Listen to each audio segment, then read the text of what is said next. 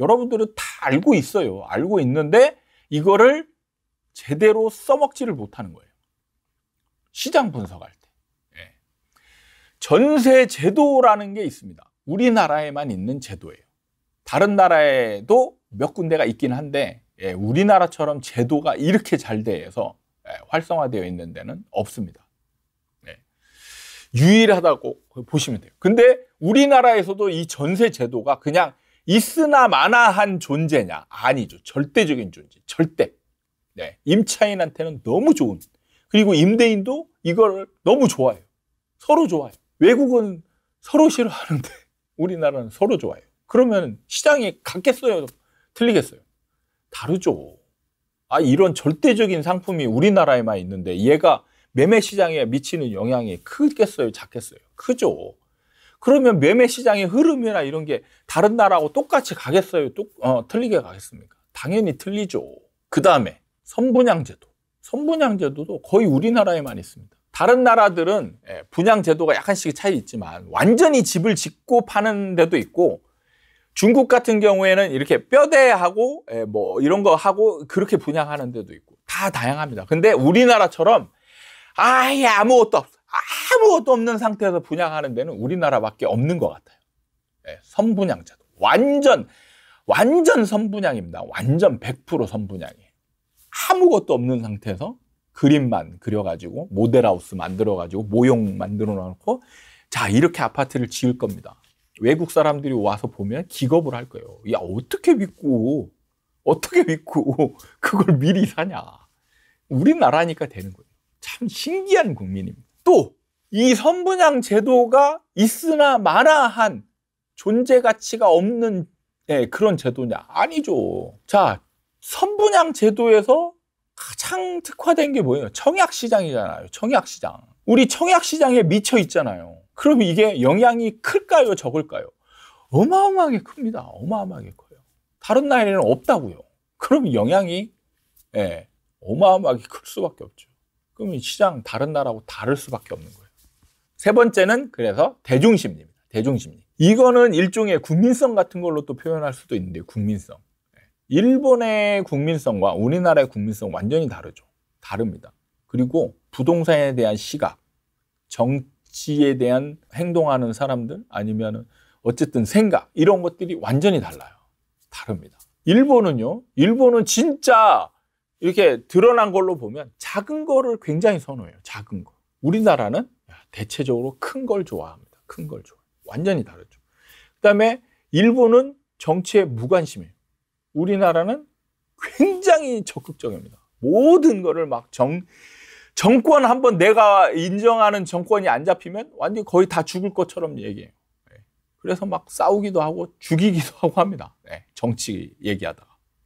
그 정도로 우리나라는 심각하죠. 그 다음에 부동산에 대한 소유 욕구 어디가 좋을까요? 우리나라가 훨씬 더 크죠. 일본은 소유하고자 하는 욕구가 그렇게 크지 않습니다.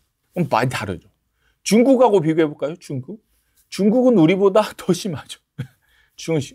부동산에 대한 사랑은 우리나라의 뭐 거의 몇 배 수준입니다. 어마어마해요. 이런 사람들의 심리, 그러니까 부동산을 좋아해요. 소유 욕구가 커요. 그러면 사려고 많이 하겠죠. 사려고. 그러면 어떻게 했어요? 가격이 올라갈 가능성이 많죠. 그러니까 일본은 소유하려고 하는 욕구가 작아요. 그러니까 가격이 올라갈 때가 됐는데 안 올라가고 오랫동안 침체를 겪었고 일본 부동산하고 똑같이 된다라고 얘기하는 사람들이 꽤 많아요. 어떤 근거로? 근데 이런 근거는 다 빠져 있죠. 그분들은. 왜? 그냥 선진국이니까 뭐 집이 빈채니까 우리나라도 인구가 감소할 거니까 다 인구 구조론으로 다 넘어가는 거예요. 네 번째는 다른 나라에 비해서 적극적인 정책입니다. 자, 그러면 왜 다른 나라는 적극적으로 정책을 안 쓰느냐? 바로 이게 국민성에서 기인한 거기 때문에 그래요. 국민성에서. 자, 아까 얘기할 때 우리나라의 대중심리, 정치에 굉장히 적극적이고 의견 개진을 정말 많이 하고 부동산에 대한 사랑도 너무 뜨겁고. 자, 이거죠. 부동산에 대한 사랑이 너무 뜨거워요. 너무 뜨겁다 보니까 막 투기화 됐습니다. 투기화 됐으니까 정부는 어떻게 해야 돼요? 막아야 되죠. 막아야 되는데 투기화 됐잖아. 투기화 됐으니까 막아야 돼요. 막으려고 정책을 막 써요.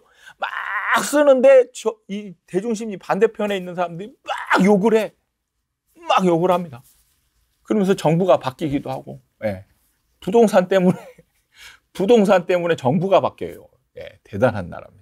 그래서 정책을 다른 나라는 적당히 쓰다가 마는데 우리나라는 어마어마하게 쓰죠. 과열되면 과열된 만큼 어마어마하게 쓰고 침체되면 또 침체에 맞는 정책을 어마어마하게 씁니다. 어마어마하게 써요. 또 전세난이 생기면 또 전세난에 맞는 어마어마한 정책을 내놔야 되고. 이게 다른 나라와 또 다른 점이에요. 예, 이런 차이가 있습니다.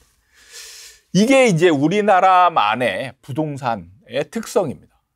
우리나라만 가지고 있는 특성이에요. 다른 나라와 다른 거예요. 근데 이게 신기하게요. 이게 다 제가 강조하는 우리나라 부동산의 1차 요인이라는 겁니다. 이게.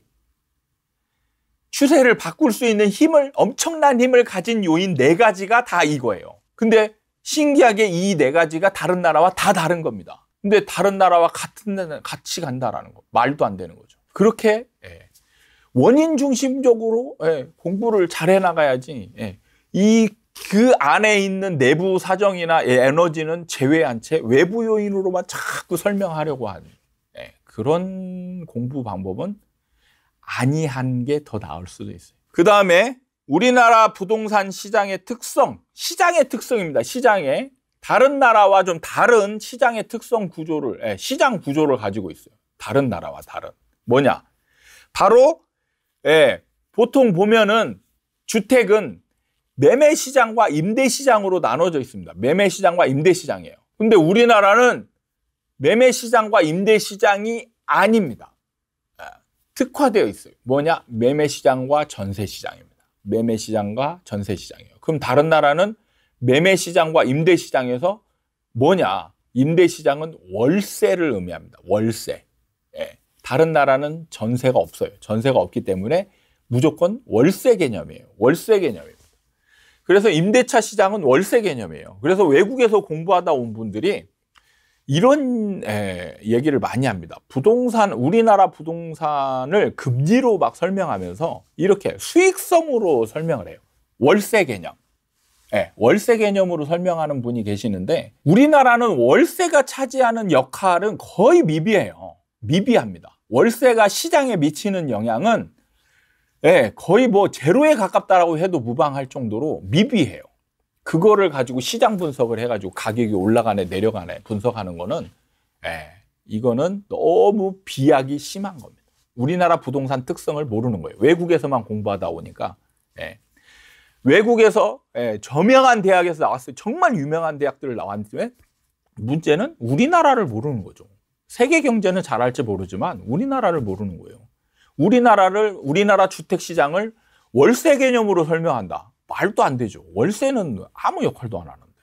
우리나라에서는 전세가 임대 시장의 주 역할을 하는 거예요. 주. 그래서 금리 영향이 그렇게 많이 영향이 주지 않는 상품인 거예요. 금리 영향이 월세 상품보다는 전세 상품, 매매 시장일 경우에 금리 효과가 훨씬 떨어집니다.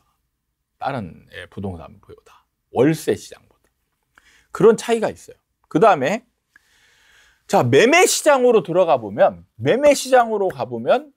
또 특이한 구조가 있어요. 뭐냐면 매매 시장 안에 일반 아파트의 매매 시장이 있고 분양 시장이 있어요. 분양 시장. 이렇게 나누는 사람을 전문가 중에 저는 한 번도 못 봤습니다. 자, 그럼 뭐 어떤 차이가 있냐? 수요자는 같아요. 수요자는 같습니다. 항상 이 나누는 게 대체 시장 개념도 있고 경쟁 관계에 있는 것도 있는 거예요. 매매 시장과 전세 시장이 있잖아요. 그러면 자, 여기서 수요자는 동일할 수 있어요. 한 사람이 선택을 할 수 있잖아요. 어떤 상황에서는 매매 시장으로 가서 수요를 할 수 있어요. 근데 어떤 경우에는 전세 시장으로 갈 수도 있습니다. 그리고 어떤 경우에는 전세 시장도 가고 매매 시장도 갈 수 있어요. 다양하죠. 다양한 형태가 나옵니다. 근데 이게 중요한 게 뭐냐면 나중에 되면 다양한 패턴을 싹 정책으로 제거를 해버려요. 다양한. 그래서 여러분들이 나중에 보면 이 다양한 패턴이 있으면 시장 분석을 하기가 굉장히 어렵습니다. 어려워요. 근데 어떤 일관성이 있을 때는 어느 정도 추세를 따라서 또 분석이 가능한데, 이 변곡점에 올 때는 이런 변수들이 제거가 돼요. 쫙 제거가 되면서 이 수요가 어디로 가느냐에 따라서 매매 시장과 임대 시장의 향방이 바뀌는 그런 상황들이 발생을 해요. 그래서 이런 게 중요한 겁니다. 일반 매매 시장과 분양 시장도 마찬가지예요. 마찬가지입니다. 수요자가 있지만 분양 물건을 살 수도 있고 매매 물건을 살 수도 있고, 아니면 동시에 매매 물건도 사고 분양 물건도 살 수 있어요. 수요가 달라지는 거죠. 어떤 걸 사느냐에 따라서 수요가 달라지는 겁니다. 근데 매매 시장에서의 일반 매매 시장과 분양 시장의 공급은 차이가 있어요. 자, 일반 시장에서의 공급자는 누굽니까? 일반 시장, 일반 매매 시장에서의 공급은 뭐예요? 여러분들은 공급도 잘 모르죠. 공급은 입주 물량이다? 아닙니다. 정말 잘못 알고 있는 거예요. 입주 물량이 음마아파트 가격에 미치는 영향이 어떻게 설명을 해보세요. 입주 물량이, 인천의 입주 물량이 늘어나면 음마아파트의 가격이 어떻게 영향을 미쳐요? 그러면 음마아파트의 가격은 어떻게 결정이 됩니까? 음마아파트를 가지고 있는 사람이 팔려고 내놨어요. 25억에 팔려고 내놨어요. 그랬더니 여러분 수강생 중에 한 분이 쫓아가가지고 25억에 샀어요. 그러면 음마아파트 가격이 25억이 되는 겁니다. 그럼 음마아파트의 지금 수요와 공급은 뭐예요? 음마아파트를 가지고 있으면서 25억에 팔려고 내놓는 사람이 공급이고, 음마아파트를 25억에 사려고 하는 사람이 수요인 거예요. 이런 아주 간단한 수요 공급을 여러분들은 지금까지 우리 부동산 공부할 때는 이런 간단한 기본적인 수요 공급을 배제하고 공부를 했어요. 배제하고. 공급은 입주 물량이다. 참 어디서 이런 저기가 나왔는지 저도 이해가 안 됩니다만, 참 신기할 정도로. 근데 이거에 의문을 다는 사람을 본 적이 없어요, 내가. 참 안타깝습니다.